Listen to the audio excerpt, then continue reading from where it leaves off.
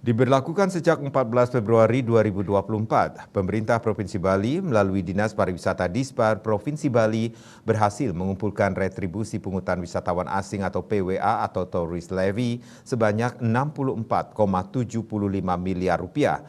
Jumlah ini dihasilkan dari 430.720 orang wisatawan asing yang membayar PWA sebesar Rp150.000 per orang.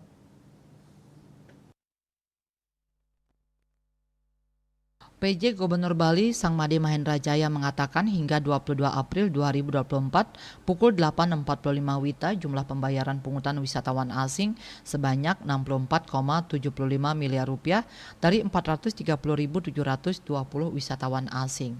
Namun demikian, PJ Gubernur Mahendra Jaya menyayangkan jumlah retribusi PWA sebesar 64,75 miliar rupiah ini masih jauh dari harapan. Semestinya jumlah yang didapatkan jauh lebih besar. Meskipun demikian, Mahendra Jaya menyadari bahwa kebijakan PWA merupakan hal yang baru dan kali pertama diberlakukan di Bali setelah Bali memiliki Undang-Undang Provinsi Bali. Untuk itu, pihaknya tidak ingin melakukan pemaksaan terhadap wisatawan untuk membayarnya yang menyebabkan kegaduhan. Apalagi tahun ini merupakan tahun politik pasca pemilu 2024 dan menjelang pilkada serentak pada 27 November 2024. Mahendra Jaya mengungkapkan bahwa pada awalnya retribusi PWA rencananya hanya dilakukan di pintu masuk Bali, yakni di Bandara Internasional I Gusti Ngurah Rai dan Pelabuhan Gilimanuk. Namun untuk memberikan kenyamanan kepada wisatawan agar tidak terlalu lama mengantri, akhirnya diubah, di mana wisatawan bisa membayarnya sebelum datang ke Bali. Namun di bandara tetap disediakan fasilitas pembayaran PWA. Selain itu, Mahendra Jaya berharap agar mitra-mitra pariwisata dan daerah tujuan wisata DTW bisa membantu untuk memastikan bahwa wisatawan yang berlibur di Bali sudah membayar pungutan wisatawan asing.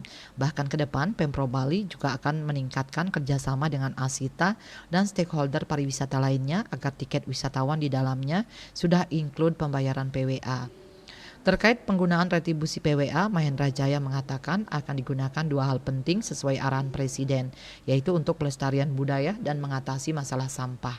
Terkait pelestarian budaya akan digunakan untuk menambah anggaran perawatan Museum Bali yang menurutnya kondisinya sudah memprihatinkan, di mana banyak benda-benda seni budaya tidak bisa dipajang di Museum Bali, justru disimpan di gudang. Selain itu, lanjut Mahendra Jaya, retribusi PWA untuk pelestarian budaya juga digunakan untuk mengidentifikasi peninggalan-peninggalan seni budaya yang rusak untuk direstorasi hingga membuatkan tempat yang layak.